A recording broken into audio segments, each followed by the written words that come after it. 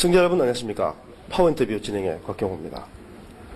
우리나라의 관문이라고 할 수 있는 부산에 오시면 거대한 항만과 컨테이너가 가장 먼저 눈에 떠오르시죠.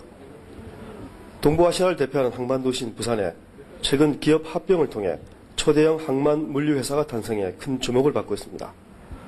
파워인터뷰 오늘 시간에는 인터지스 주식회사를 찾아 부산항의 3개 물류회사가 통합해 서로 출범하게 된 배경과 향후 전망 등에 대해 자세하게 알아보겠습니다.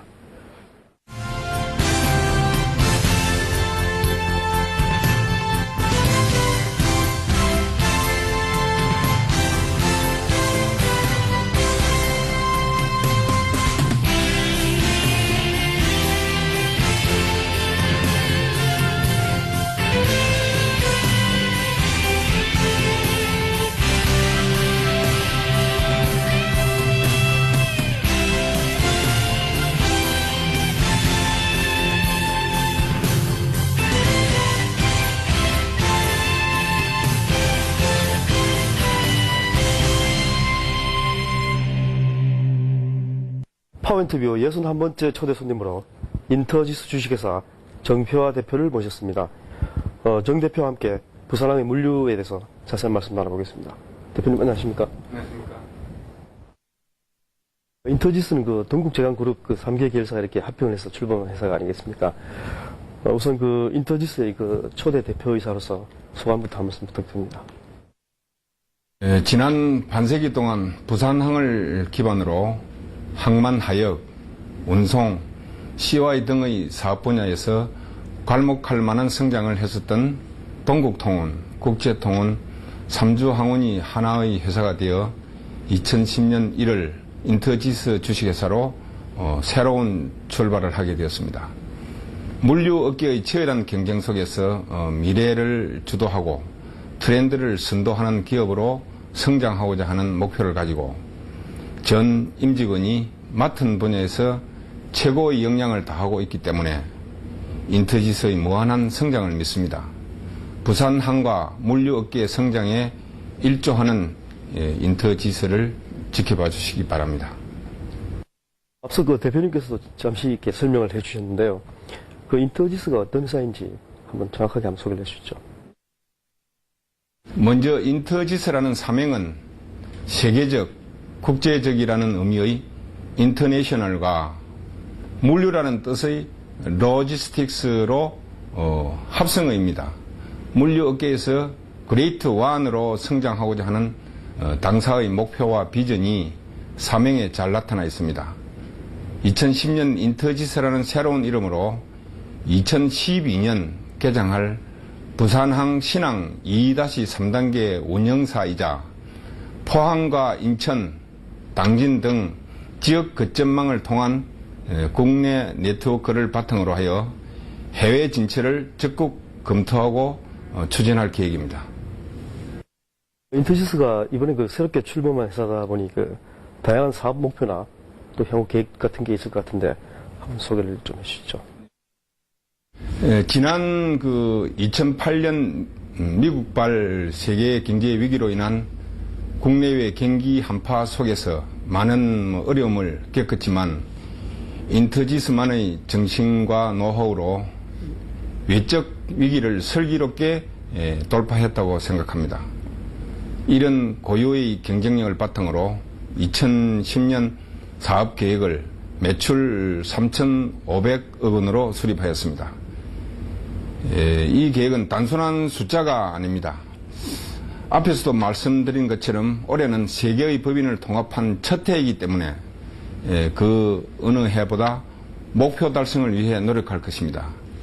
이를 위해서 기존 사업 영역에서 벗어나 해외 진출 및 추가 아이템을 발굴하여 사업 영역을 확대하고자 합니다.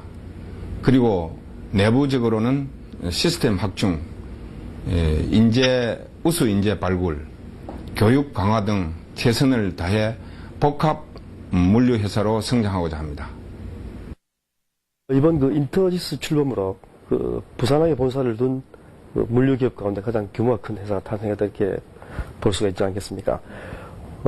때문에 그 인터지스 출범이 부산항 물류시장에 적지 않은 영향을 미칠 것 같은데 어떻게 보십니까? 물류 업계를 비롯하여 많은 기업들이 그 수도권을 중심으로 사업 활동을 하고 있는 것이 사실입니다. 하지만 2009년 부산항은 대한민국 컨테이너의 73% 이상을 처리하였습니다. 지리적으로 보나 물류 업계 측면에서 볼 때 부산이 중심이라는 의미입니다. 그 중심에서 업계 간 경쟁은 서로를 위해 발전의 밑거름이 될 것입니다. 타사의 성장 전략 중에서 필요하면 벤치마킹도 할 수 있는 것이고, 업계 간 정보 공유 등을 통해 어려운 위기에 대한 공동의 대안 모색 등 다양한 활동이 가능할 것입니다. 또한 이제는 국내 업체 간의 경쟁이 전부가 아닙니다. 해외 진출을 했거나 추진 중인 물류사들과의 선의의 경쟁으로 물량 추가가 된다면 부산항 발전에 긍정적인 요인으로 작용하리라고 판단합니다. 이번 인터지스 출범으로 부산항의 물류회사들이 규모의 경제를 이렇게 실현했다, 이렇게 볼 수 있지 않겠습니까? 규모가 큰 만큼 부산항 외에도 다른 지역으로도 이게 사업을 확장하고 계신다, 이렇게 제가 들었거든요. 어떤 길을 갖고 계신지 궁금합니다. 물류는 네트워크가 생명입니다. 현재 당사는 부산을 기점으로 포항, 당진, 인천, 울산, 어항 등 주요 거점에서 하역 및 운송을 확보하였지만 여기에 머무를 것이 아니라 고객 수요에 맞춰 국내 곳곳에 인터지스가 활동하도록 할 예정입니다. 그리고 국내 항만 운영회사의 노하우를 통하여 해외 항만 운영회사로 변모하기 위한 전략의 일환으로 해외 항만 진출에 노력하고 있습니다. 우리가 만든 상품으로 해외에 수출해야만 성장하듯이 물류도 해외에 진출을 해야만 성장을 할 수 있다고 생각합니다. 대표께서는 동국통운의 대표도 역임하셨다, 제가 이렇게 알고 있거든요. 지난 2007년에 법정 관리 중이던 삼주항운입니까? 삼주항운을 이렇게 인수합병하신 걸로 알고 있는데, 이 회사도 당시 3개 회사를 이렇게 인수합병해서 출범한 회사다, 이렇게 나와 있던데요. 당시 인수합병 당시 상황을 좀 설명해 주시죠. 당시 삼주항운은 법정 관리를 받던 기업으로 여러 경영 불안 요소를 갖고 있었고, 동국통운은 부산 지역 거점을 견고하게 따질 필요성이 있었습니다. 단순히 유행만 성장하는 것이 아니라 양사 고유의 역량을 충분히 발휘할 수 있기에 한 가족이 된다면 칠부두의 시설 합리화를 통한 생산성 향상 및 원가 절감으로 합병 시너지를 발휘할 수 있을 것이라 판단하여 인수 합병을 진행하였습니다. 지난해의 실적을 보면 삼주항운의 인수 합병은 성공작이라고 평할 수 있습니다. 전혀 다른 회사를 이렇게 인수합병하다 보면 여러 가지 이렇게 문제점들이 파생되지 않습니까? 특히 그 가운데 직원들 고용 승계 문제가 가장 민감한 부분이 아닌가 싶은데요. 사장님께서 삼주항운을 인수하실 당시에 직원들 100% 고용을 승계하셨다, 이렇게 제가 기억을 하고 있는데, 당시에 가장 어려웠던 점들이 있다면 한번 소개를 해 주시죠. 사회적으로 기업은 이윤을 내기 위해 존재하지만 그 기업을 이루는 제일 중요한 기초는 사람입니다. 그래서 어느 기업이든 인력 확보를 위해서 부단한 노력을 지속하고 있고, 저희 인터지스에서도 우수한 인력 확보 그리고 양성에 많은 공을 들이고 있습니다. 삼주항운 인수 시의 고용 승계 보장은 그런 측면에서 오히려 당연한 결과라고 생각했습니다. 평소 인사가 만사라는 신념을 가지고 있어서 삼주항운 직원들도 부족한 부분은 교육을 시키고 또 장점을 살려 적재적소에 심으면 훌륭한 인적 자원이 된다는 그 소신을 가지고 있었습니다. 그래야만 노사가 화합하고 기업의 발전이 있다고 생각했습니다. 같은 그 동국제강 그룹 계열사인 그 동국통운과 그리고 국제통운이 그 부산항을 대표하는 기업으로 이렇게 성장을 했지 않습니까? 그 배경이 무척 궁금한데 한번 설명해 주시죠. 동국통운은 10여 년 전만 해도 아주 작은 물류 회사였습니다. 그러던 것이 14, 15년 전에 동국제강이 용호동 공장에서 포항 2공단으로 옮기면서 약 3배 정도의 기업 규모가 확장되면서 당사 동국통운이 포항에 세계의 선석을 갖는 그런 대량 물량을 취급하는 회사로 발돋움한 게 가장 큰 원인이었다고 생각합니다. 그 뒤에 인천지점, 동국제강은 인천지점, 작년부터서는 당진지점 이렇게 물류를 책임지면서 그 이자 물류가 기반이 돼가지고 우리가 성장하는 과정이었고 2년 전에는 삼주항운을 인수하게 되어 약 1,700억에 가까운 그 매출을 시행하게 되었습니다. 국제통운은 부산항 제4부도를 기점으로 해서 부산항에서 두 번째 정도의 실력을 갖춘 그 컨테이너 하역 전문 업체로서 발돋움하였고 그걸 배경으로 해서 신항 2-3에 진출하게 된 동기가 되었습니다. 국제통운도 그렇게 해서 매출이 약 1,500억 규모로 성장한 게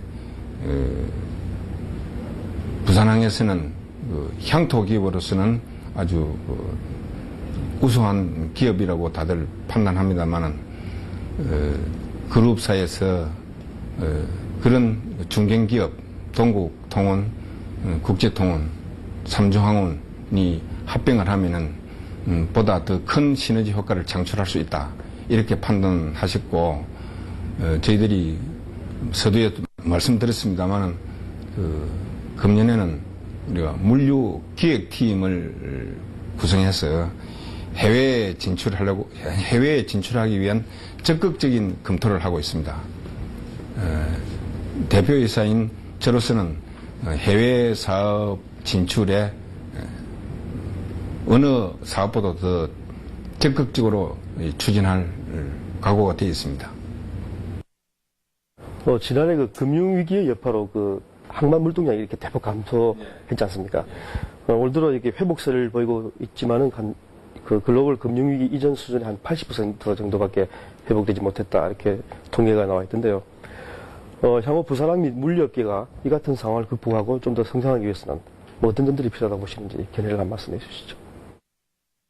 2008년 그 하반기부터 추락하기 시작한 그 부산항 물동량이 전년 하반기를 기점으로 점진적이나마 회복세를 보이고 있는 것은 사실입니다. 그러나 현재 그 국내 조선 또 건설 경기 등의 불황으로 인한 원자재 물동량의 움직임이 원활치 않아 물류 시장이 고전을 하고 있습니다. 향후 부산항 및 그 물류 업계가 점진적으로 성장하기 위해서는 제 사견입니다만은 첫째는 부산 근교 배후공단의 그 대규모 제조업체 유치를 위한 정책적인 노력이 있어야 하고 둘째는 정부의 항만 기반 시설에 대한 체계적 인프라 구축이 있어야 합니다. 셋째는 각 그 물류 업계에서 과감한 그 시설 투자와 전문 인력 양성에 주력해야 합니다. 넷째는 그 항만 노사 관계의 지속적 안정화 등이 있어야 미래 지향적 물류 시장 허브가 구축된다고 생각합니다. 분위기를 바꿔 좀 개인적인 질문을 드리고 싶은데요. 그 대표께서는 그 사원들에게 늘 그 CEO가 되기 위한 자질에 대해서 이렇게 조언을 하신다 이렇게 제가 들었는데요. 대표께서 생각하시는 CEO가 되기 위한 뭐 덕목이랄까, 뭐 자질 같은 건 어떤 것들이 있다고 보시는지 한 말씀 해주시죠. 제가 그 젊었을 때는 저도 그 무척 그 내성적이고 좀 그 소극적이었습니다. 성격을 적극적으로 바꾸라는 그 주의의 근거도 있었지만 내가 스스로 성격을 바꾸려고 노력하게 된 것은 그 적극적 사고방식이라는 책이 있습니다. 그게 노먼 빈센트 필이 지은 책입니다. 실제로 이 책들을 내가 여러 번 읽었고 또 이 책을 자녀들에게도 읽게 했고 직원들에게도 강권을 하다시피 권유를 했습니다. 적극적인 사람은 열정을 가질 수 있으며 그 열정을 쏟아 그냥 보낼 수 있는 하루하루를 보람되게 만드는데 진군해야 한다고 생각합니다. 그런 하루하루가 모여서 이제 우리가 1년이 되고 10년, 30년이 되는 거 아니겠습니까?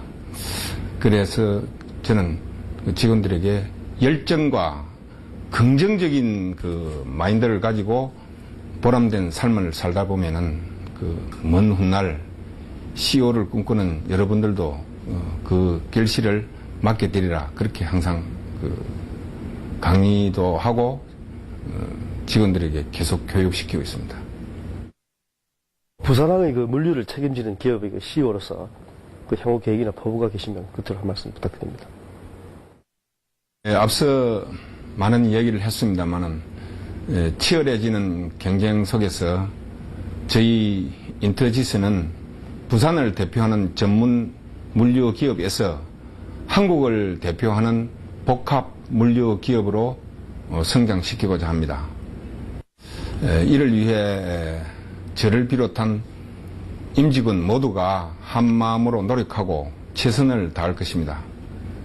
인터지스의 향후 기초에 대해서 많은 그 관심과 애정을 부탁드리겠습니다.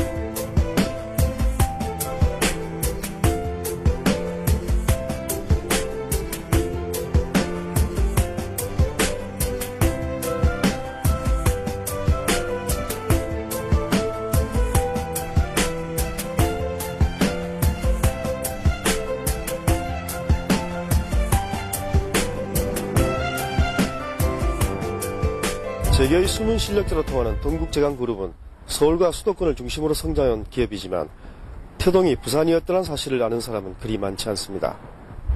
창업주인 장경호 회장이 부산에 세웠던 대국양행이 바로 그룹의 모태인 것입니다. 동국제강그룹이 부산항 물류회사인 인터지스 출범을 계기로 부산의 향토기업으로 날개를 펼 수 있을지 다시 한번 기대해 보겠습니다. 파워인터뷰 다음 시간에 다시 찾아뵙겠습니다. 고맙습니다.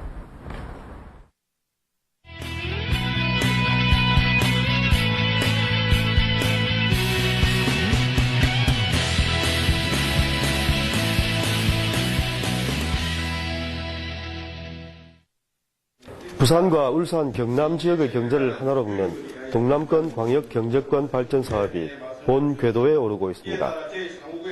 이들 3개 시도는 올해 동남권 광역 경제 발전 사업에 총 2조 1,798억 원을 투입할 예정입니다. 동남권 광역경제발전위원회는 최근 울산 롯데호텔에서 허남식 부산시장과 박명울산시장, 오구석 위원회 사무총장 등이 참석한 가운데 회의를 열어 올해 이 같은 사업 시행 계획을 의결했습니다. 우리 광역경제발전위원회가 내실 있게 잘 또 운영이 되어서 우리 3개 시도의 공동발전에 큰 어떤 계기가 되기를 또 기대를 또 합니다. 이들 3개 시도는 올해 동남권 발전 사업으로 울산의 그린카 오토벨트 구축 등 광역 경제권 선도 사업 937억 원, 인력 양성 및 과학기술 진흥에 589억 원, 교통 물류망 확충에 4,891억 원, 문화관광 육성 및 자원 이용 효율화에 2,241억 원 등을 각각 투입할 계획입니다. 이와 함께 대외적으로는 이번 규슈 지역과의 교류 확대를 통해 상생 발전할 수 있는 협력 체제를 구축할 방침입니다. 우리가 마련한 이 계획안을 하나씩 이제 가시화시켜 나가야 됩니다. 오늘 좋은 의견도 많이 주시고 우리가 부울경 스스로 발전 지향적인 힘을 모아 나가도록 합시다. 지난해의 경우 위원회의 기반을 다진 데 이어 올해는 공동사업을 발굴하고 구체적인 실천 전략을 마련하는 등 성과를 가시화하는 한 해가 될 것으로 기대를 모으고 있습니다. 동남권 광역발전위원회가 이들 3개 시도의 유기적인 협력관계를 통해 광역경제권 중심 지역발전 정책의 핵심에 설 수 있을지 관심이 집중되고 있습니다. 지역경제매거진 박경호입니다.